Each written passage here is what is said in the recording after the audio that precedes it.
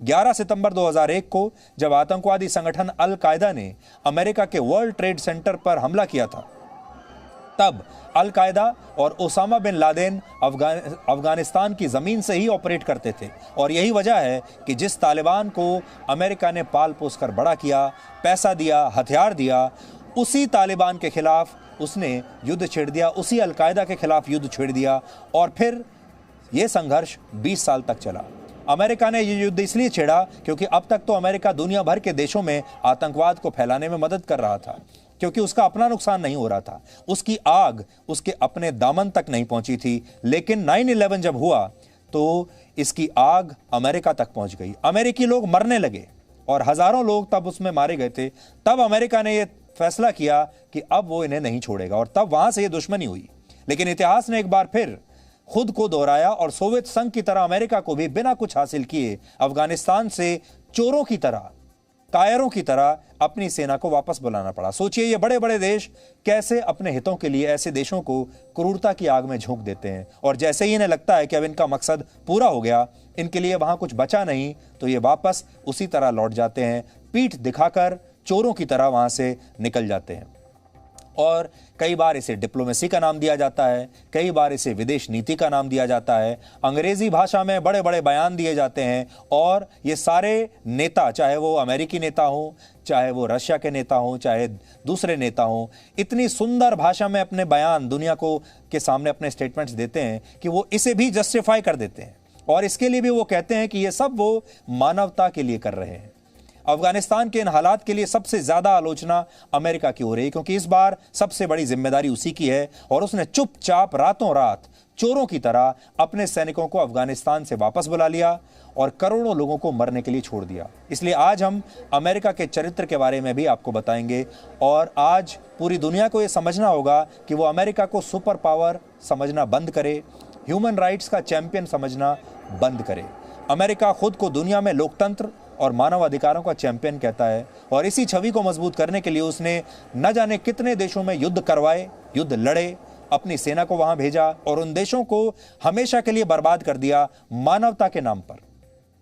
लेकिन इनमें से किसी भी संघर्ष में अमेरिका को कभी कुछ हासिल नहीं हुआ। इसलिए आपको आज यह समझना होगा कि अमेरिका खुद कितना कमजोर है और अमेरिका की सेना आज तक कभी भी अमेरिका को कोई विजय कहीं भी नहीं दिला पाई।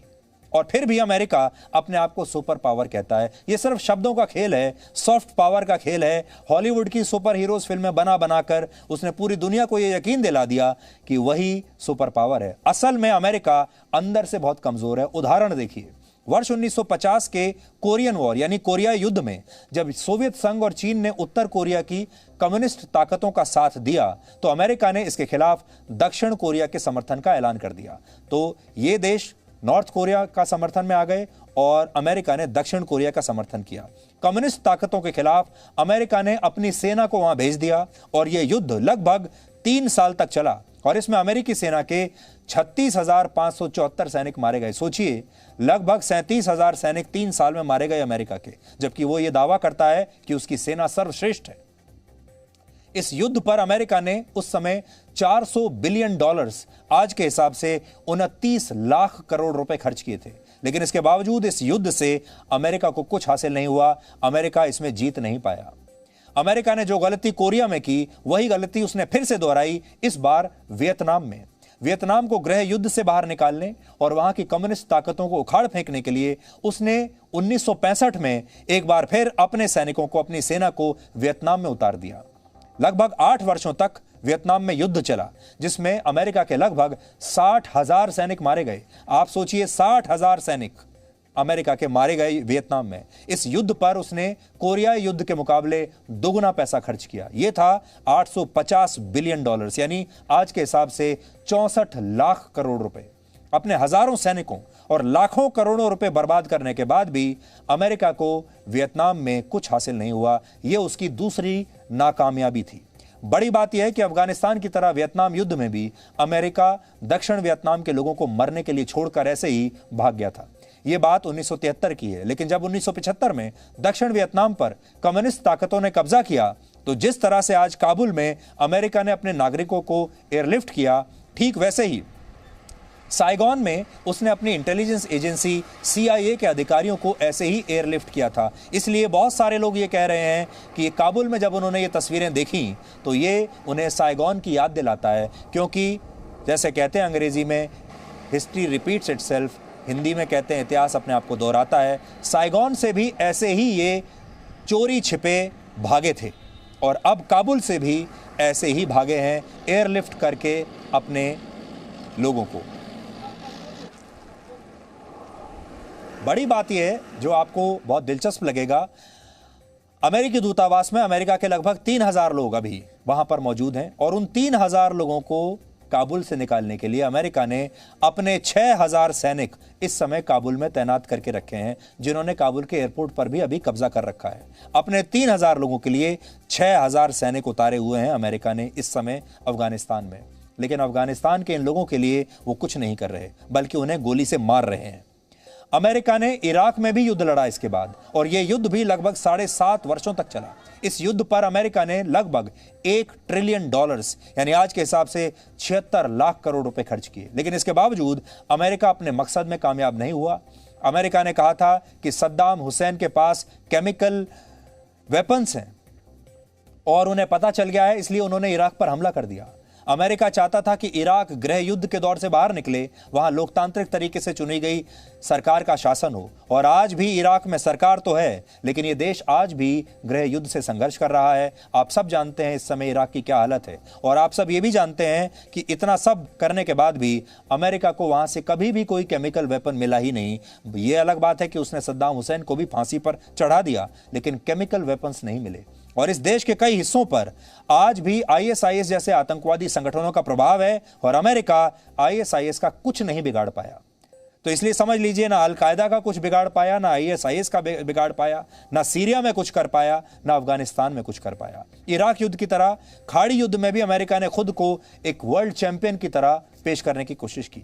इराक के पूर्व राष्ट्रपति सद्दाम हुसैन ने अगस्त 1990 में कुवैत पर हमला किया था, जिसके बाद यह गल्फ वॉर शुरू हुआ था। और उस समय अमेरिका के नेतृत्व में नेटो यानी नॉर्थ अटलांटिक ट्रीटी ऑर्गेनाइजेशन समेत कुल 42 देशों ने इराक पर हमला किया था। इस युद्ध में अमेरिका कुवैत को इराक के कब्जे से छुड़ाने में तो कामयाब हुआ, लेकिन सद्दाम हुसैन इराक की सत्ता में बने रहे, जिसके लिए 13 साल बाद अमेरिका को फिर से इराक पर हमला करना पड़ा।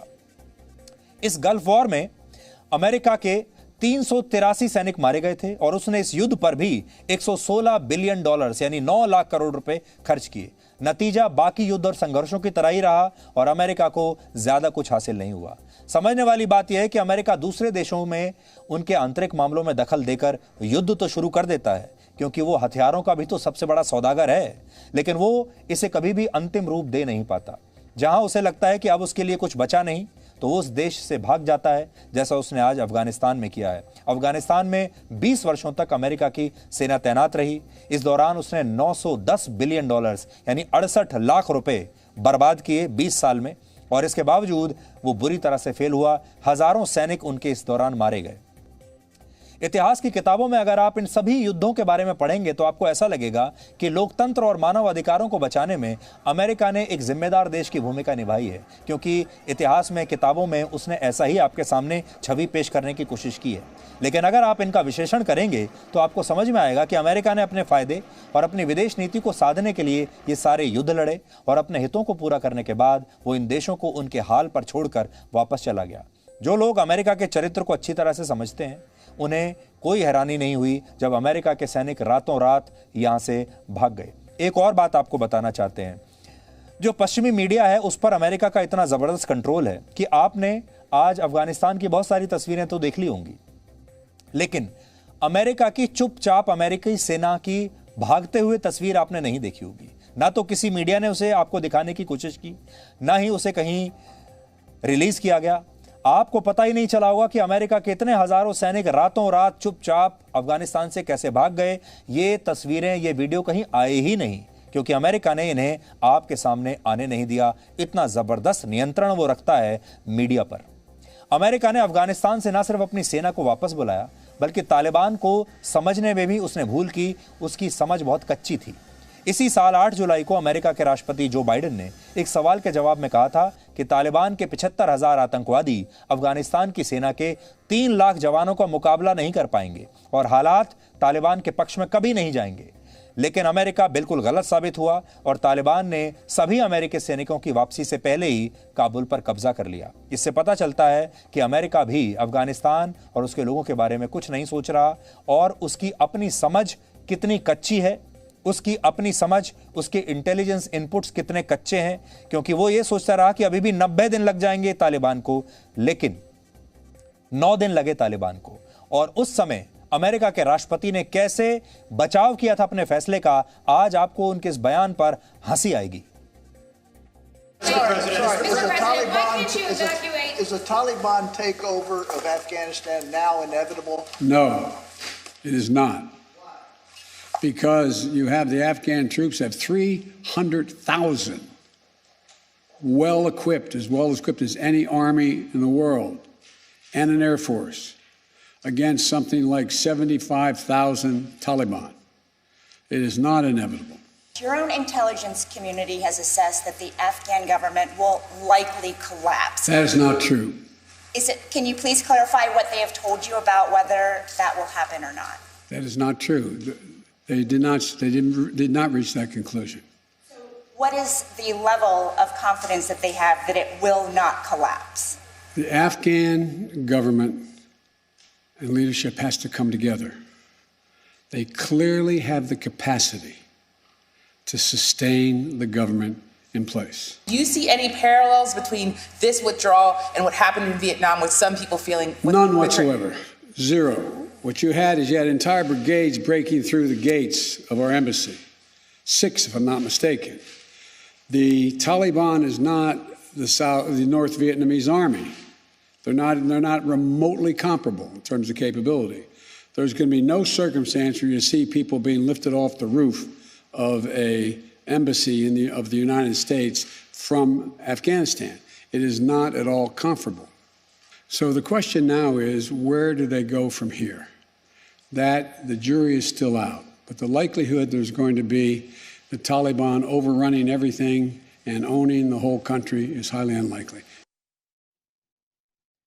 ये जो बाइडेन का जुलाई का बयान है और ये बयान सुनकर आपको हंसी भी आ रही होगी, गुस्सा भी आ रहा होगा। इससे 2-3 बातें पता चलती हैं। एक तो ये हो सकता है कि जो बाइडेन और उनके प्रशासन और उनकी टीम की समझ जो है वो तालिबान के बारे में बहुत कच्ची है।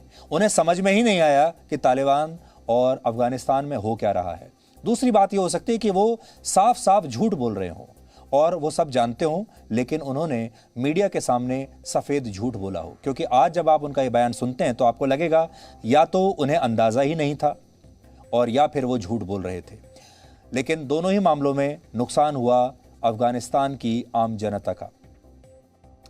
और वो कह रहे हैं कि आप तालिबान को वियतनाम की आर्मी से कंपेयर नहीं कर सकते, लेकिन हुआ तो वही जो कि वियतनाम में हुआ था। और एक और बड़ी बात जो आज आपको समझनी चाहिए वो ये कि अमेरिका ने द्वितीय विश्व युद्ध में, सेकेंड वर्ल्ड वॉर में, जापान पर 2 बॉम्ब गिराए थे, हिरोशिमा और नागासाकी पर। और उसके बाद से वो युद्ध जो है उसमें सबसे बड़ा जो निर्णायक मोड़ था वो यही था। एक डर पैदा कर दिया अमेरिका ने। उन 2 बॉम्ब्स को गिराने के अलावा अमेरिका ने कभी कोई युद्ध नहीं जीता। और दुनिया भर की जो बड़ी बड़ी एजेंसीज हैं वो कहती हैं कि अमेरिका की जो आर्मी है वो सर्वश्रेष्ठ है पूरी दुनिया में। वो ये भी कहते हैं कि अमेरिका की जो इंटेलिजेंस एजेंसीज हैं वो भी सर्वश्रेष्ठ हैं पूरी दुनिया में। लेकिन आपने देखा होगा अमेरिका की इंटेलिजेंस एजेंसीज भी फेल हो रही हैं और अमेरिका की आर्मी भी उन 2 बॉम्ब्स के अलावा दोबारा कभी जीत नहीं पाई। इसलिए वो जो बॉम्ब हैं उससे जो इन्होंने डर पैदा किया था जापान पर ये 2 बॉम्ब गिराकर, उसी डर को ये आज तक बेचते बेचते आ रहे हैं और अपने आप को सुपर पावर कहकर लोगों को बताते हैं। लेकिन वो 2 बॉम्ब गिराने के अलावा अमेरिका की सेना ने कभी कोई बहादुरी का काम नहीं किया, कभी कहीं कोई विजय हासिल नहीं कर पाई। आज एक बड़ा सवाल यह भी है कि अफगानिस्तान की जिस सेना को अमेरिका ने 20 सालों तक ट्रेनिंग दी, इस ट्रेनिंग पर $83 बिलियन यानी 6,20,000 करोड़ रुपए खर्च किए, उसे आधुनिक हथियार दिए, सैन्य अड्डे उनके लिए बनाए, वो सेना तालिबान के 75,000 आतंकवादियों से पिट कैसे गई, हार कैसे गई? यानी अफगानिस्तान की सेना के 3 लाख लोग जिनके पास आधुनिक हथियार हैं, ट्रेनिंग है, और उधर तालिबान के सिर्फ 70 से 80 हजार आतंकवादी जिनके पास खटारा गाड़ियां हैं, पुराने हथियार हैं, कोई सुख सुविधाएं नहीं हैं, वो हारे कैसे? इसे 4 पॉइंट्स में समझिए। पहली वजह है, सबसे बड़ी वजह, भ्रष्टाचार, जो किसी भी देश के लिए, खासतौर पर भारत के लिए सीखने की बड़ी बात है। आधिकारिक तौर पर अफगानिस्तान की सेना में कुल जवानों की संख्या 3 लाख है, जबकि सच यह है कि इनमें से हजारों सैनिक सिर्फ कागजों पर ही मौजूद हैं, वो सैनिक थे ही नहीं, और इनके नाम पर मिलने वाला वेतन और दूसरी सुविधाएं जो आर्मी के बड़े कमांडिंग ऑफिसर्स थे, वो रिश्वत के रूप में, भ्रष्टाचार के रूप में लूट लिया करते थे। इस तरह के सैनिकों को घोस्ट सोल्जर्स कहा जाता है। यानी वो कहते तो थे कि हमारे पास 3 लाख सोल्जर्स हैं, लेकिन 3 लाख सैनिक थे नहीं, वो कागजों पर थे, और उनकी सारी तनख्वाहें और उनको जो पैसा आता था वो सारा जो बड़े अफसर थे आर्मी के, वो ले लिया करते थे। इसलिए सेना में वो लोग थे ही नहीं, वो घोस्ट सोल्जर्स थे। जिस तरह से तालिबान के आतंकवादी अफगानिस्तान पर अपना शासन बहाल करने के लिए किसी भी हद तक जा सकते हैं और खून खराबा कर सकते हैं, वो जुनून और वो प्रतिबद्धता अफगानिस्तान के सैनिकों में नहीं दिखी। अफगानिस्तान के सैनिक मैदान में आने से पहले ही तालिबान के आतंकवादियों से हार गए थे, इसलिए वो मन से हार गए। उनके मन में डर था और वो ये जानते थे कि उनकी हार निश्चित है। वो ये जानते थे कि उनकी जो फोर्स है वो कमजोर है, और आप तो जानते हैं अगर युद्ध से पहले एक सेना मन से ही हार जाए तो उसकी हार निश्चित है। तीसरा कारण है तालिबान के खिलाफ विद्रोह नहीं होना। तालिबान ने पिछले 1 महीने में एक एक करके अफगानिस्तान के ज्यादातर प्रांतों पर कब्जा कर लिया, और कब्जे की इस लड़ाई में उसके खिलाफ कोई विद्रोह नहीं हुआ, कहीं भी ज्यादा उसका विरोध नहीं हुआ। ना तो सेना की तरफ से कोई संघर्ष हुआ, ना स्थानीय स्तर पर सुरक्षा बलों ने कोई लड़ाई लड़ी, ना ही वहां के लोगों ने तालिबान के आतंकवादियों का जमकर विरोध किया। और इस सब की बड़ी वजह है तालिबान का बहुत बड़ा डर। यानी तालिबान को कोई ज्यादा लड़ाई लड़ने की जरूरत ही नहीं पड़ी, सब लोग सरेंडर मोड में थे। चौथा कारण, तालिबान की अपनी रणनीति। तालिबान के पास अपनी वायुसेना नहीं है, जबकि अफगानिस्तान के पास वायुसेना है, जिसे देखते हुए तालिबान ने वहां के पायलटों को मारने के लिए एक टारगेट ऑपरेशन शुरू किया। वो जानते थे कि अगर पायलट्स को मार देंगे तो ये एयरफोर्स बेकार हो जाएगी। इसका मकसद था वायुसेना के पायलट्स को मार देना, ताकि कब्जे की लड़ाई के दौरान अफगानिस्तान अपनी एयरफोर्स का इस्तेमाल न कर पाए। इस ऑपरेशन के तहत इसी साल अफगानिस्तान के 9 पायलटों को मार दिया गया, और जब तालिबान के खिलाफ एयरफोर्स के इस्तेमाल की बात उठी तो मारे जाने के डर से और भी बहुत सारे पायलट्स ने अपनी नौकरी छोड़ दी, और कई पायलट्स ने तो यह भी कह दिया कि वो तालिबान पर हवाई हमलों से जुड़े सैन्य ऑपरेशन में हिस्सा नहीं लेंगे। Presenting B News app available on Google Play and App Store. Download it now.